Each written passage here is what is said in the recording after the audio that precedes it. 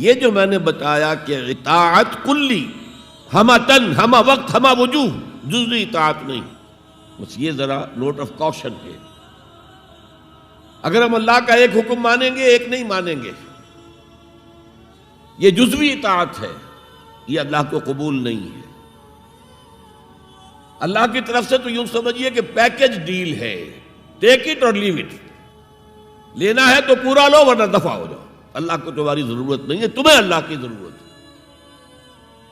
یا ایھا الذین آمنوا ادخلوا فی السلم کافہ، اے ایمان والو اسلام میں داخل ہونا تو پورے کے پورے ہو، ادھورے نہیں۔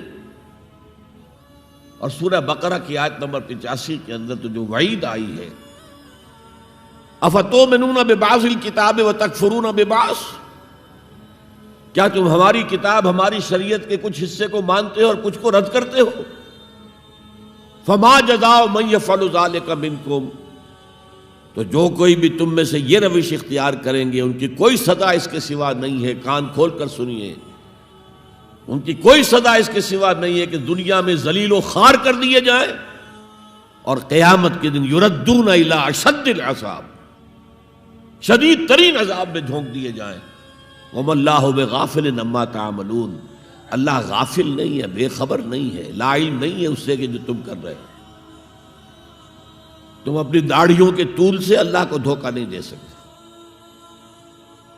تم اپنے پاجاموں کو ٹخنوں سے اوپر رکھے اللہ کو دھوکہ نہیں دے سکتے کہ تم بہت متبع رسول ہو، تم اپنے عمروں اور حجوں سے اللہ کو دھوکہ نہیں دے سکتے، اللہ کو معلوم ہے کہ حرام کی کمائی سے حج کیا ہے تم نے،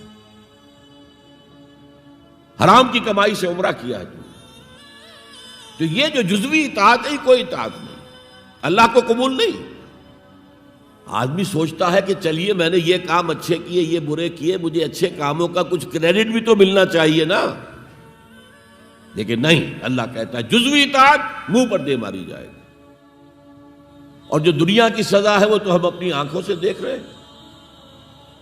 130، 140 یا 150 کروڑ مسلمان دنیا میں ہیں، ذرا اندازہ کیجیے، لیکن ہماری رائے کی کوئی اہمیت ہے؟ بین الاقوامی معاملات میں کوئی ہم سے مشورہ لیتا ہے کیا؟ آپ کا کیا خیال ہے؟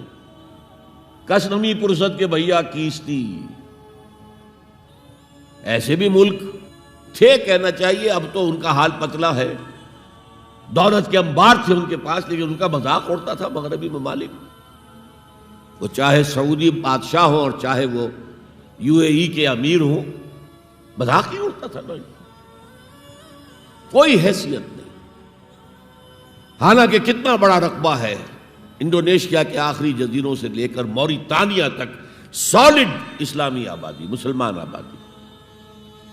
آپ کہیں گے کہ یہ بھارت جو ہے اس میں تو اکثریت تو نہیں ہے، لیکن 15 کروڑ یا 18 کروڑ تو آدمی یہاں موجود ہیں،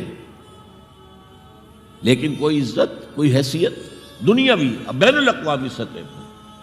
بہرحال یہاں بھی ہیں لوگ، کھاتے پیتے لوگ ہیں، ان کی اپنی کچھ عزت ہے اپنے معاشرے کے اندر، لیکن بحیثیت امت، بحیثیت قوم کیا حیثیت ہماری؟ تو الا خزی فی الحیات الدنیا، وہ تو ہماری نگاہوں کے سامنے موجود ہے۔ اب قیامت کے دن کے بارے میں جو دھمکی اللہ نے دی ہے، وَيَوْمَ الْقِيَامَةِ يُرَدُّونَ إِلَىٰ أَشَدِّ الْعَذَابِ، قیامت کے دن شدید ترین عذاب میں جھونک دوں گا۔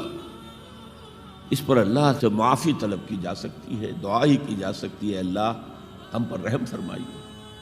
یہ میں نے آپ کے سامنے رکھا ہے فارمولہ، اللہ کی اطاعت جمع اللہ کی محبت، دے گو ٹو میک عبادت۔ یہی دو الفاظ آتے ہیں اللہ کے رسول کے لیے بھی صلی اللہ علیہ وسلم۔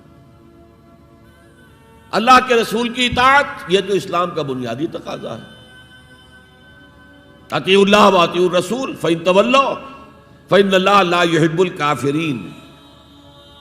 اطاعت کرو اللہ کی، اطاعت کرو رسول کی، پھر اگر یہ منہ موڑ لیں تو اللہ کو ایسے کافر بالکل پسند نہیں، تو کفر کا فتویٰ ہو رہا ہے۔